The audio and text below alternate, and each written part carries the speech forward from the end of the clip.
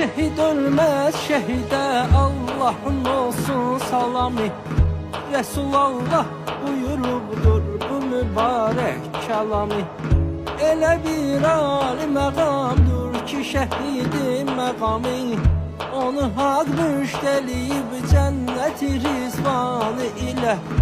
Onu haq müştəliyib cənnət-i rizvanı ilə.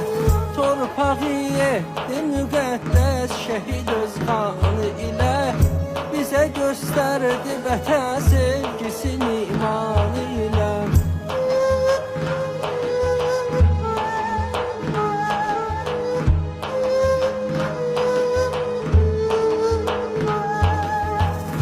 Şəhidin ailəsi səbr ilə çəksə əzabı. Yazılar ailəsi üçün də şəhidlik savabı. Allah'ın rəhmətinin yox qədəri say hesabı. Dərdi verdikdə verir dərdi də dərmanı ilə.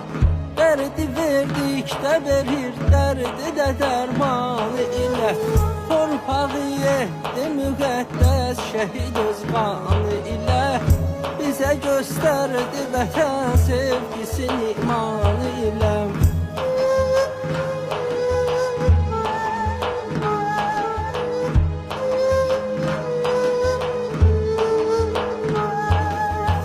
Bir nəfər etdi dua Allah'a ki bar xuda.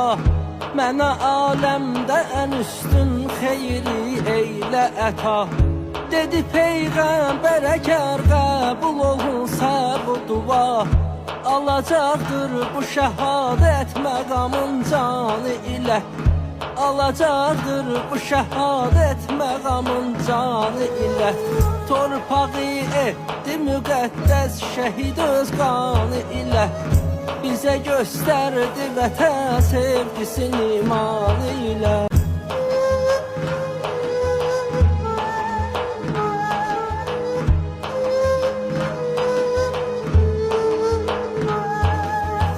Bir nəfər etdi dua Allah'a ki bar xuda.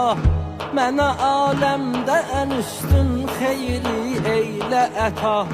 Dedi Peyğəmbər əgər qəbul olunsa bu dua, alacaqdır bu şəhadət məqamın canı ilə.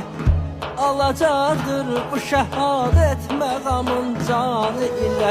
Torpağı etdi müqəddəs şəhid öz qanı ilə. Bizə göstərdi vətən sevgisini imanı